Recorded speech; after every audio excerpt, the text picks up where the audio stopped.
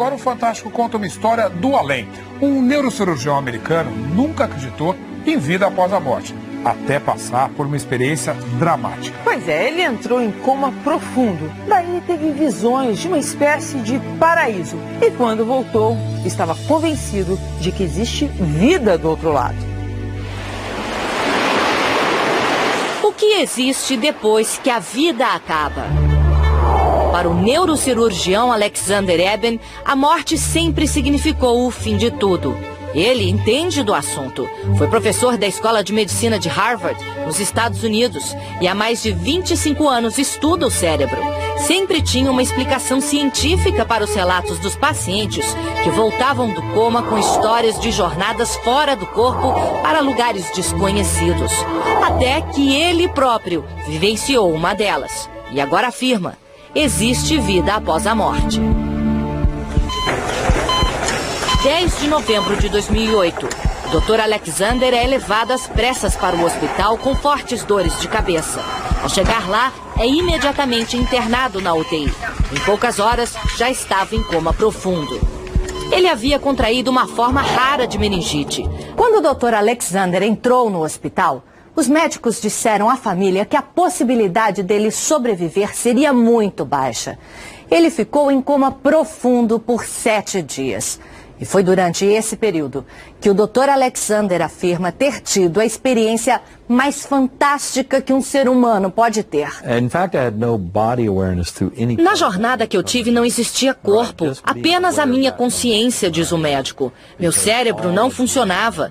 Eu não me lembrava de nada da minha vida pessoal, meus filhos ou quem eu era. Ele escreveu um livro para relatar a sua experiência de quase morte e conta que primeiro foi levado para um ambiente escuro, lamacento. Em seguida, chegou a um lugar bonito e tranquilo. Um vale extenso, muito verde, cheio de flores e repleto de borboletas, diz ele. Ali também estava um espírito lindo, uma mulher com uma roupa simples e com asas. Ela me disse: você vai ser amado para sempre. Não há nada a temer. Nós vamos cuidar de você. Pergunto ao Dr. Alexander se ele viu Deus.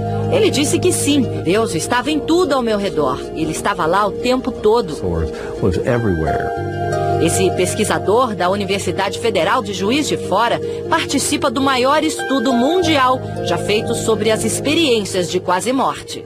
Os estudos mostram que apenas 10%, uma em cada 10 pessoas que tiveram uma ressuscitação bem-sucedida, relatam a experiência de quase morte. Os pacientes que vivenciaram uma experiência de quase morte tendem a ter, ao longo do tempo, por exemplo, aumento da satisfação com a vida, tendem a ter diminuição do medo da morte, maior apreciação da espiritualidade, maior apreciação da natureza. A morte é uma transição, não é o fim de tudo, resume o Dr. Alexander. Minha jornada serviu para me mostrar que a consciência nossa existe além do corpo. E ela é muito mais rica fora dele. Isso pode significar que a nossa alma, nosso espírito, seria eterno. No Brasil existem pacientes como o Dr. Alexander. Outro caso aconteceu com a mãe de Vera Tabak, que passou 3 meses em coma. Ela voltou contando uma história incrível. Ela confessou que tinha estado nesse período de coma, ela se viu como se fosse um quarto de hospital, sempre numa cama, com várias pessoas em volta, de branco, e ela disse que ela tinha feito um acordo, que eles tinham dado mais 20 anos para ela, que ela ia conseguir criar os filhos e depois ela ia embora. E a gente achou aquilo uma história, né? Mas realmente aconteceu. Foi 17 de outubro de 74, quando ela foi para a UTI. E voltou depois de um tempo. Quando passou 20 anos, em 94, em abril ela começou a se sentir mal. 5 horas da manhã, 18 de outubro de 94, ela morreu. Porque ela sempre dizia que na vida só não tinha jeito para a morte, né? E depois que ela voltou, ela disse que até para a morte tinha jeito. O Dr. Alexander diz que por 2 anos tentou achar uma explicação científica para o que aconteceu com ele e com outros pacientes. Queria saber se tudo podia ser uma ilusão produzida de alguma maneira pelo cérebro. E cheguei à conclusão de que não há como explicar. Não foi alucinação, não foi sonho. Mas nem todos concordam.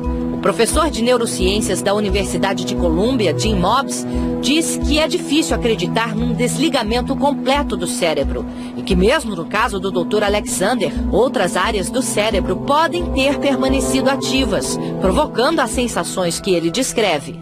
The brain's very good at making up reality. O nosso cérebro é muito bom em transformar a realidade.